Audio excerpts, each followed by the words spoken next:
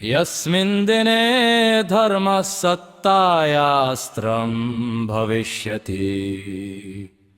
तस्मिन् दिने स्वकीयान् अधिकारान् विस्मृत्य धर्मरक्षणाय प्रवृत्ता भविष्यति।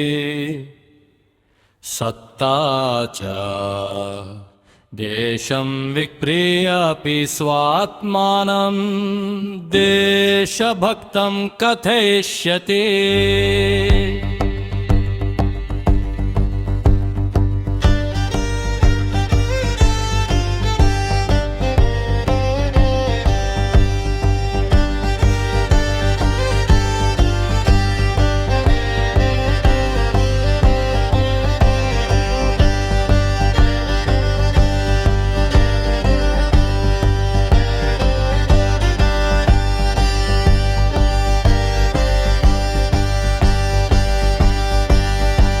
यस्मिन् दिने धर्मः सत्तायास्त्रं भविष्यति तस्मिन् दिने प्रजा स्वकीयान् अधिकारान् विस्मृत्य धर्मरक्षणाय प्रवृत्ता भविष्यति।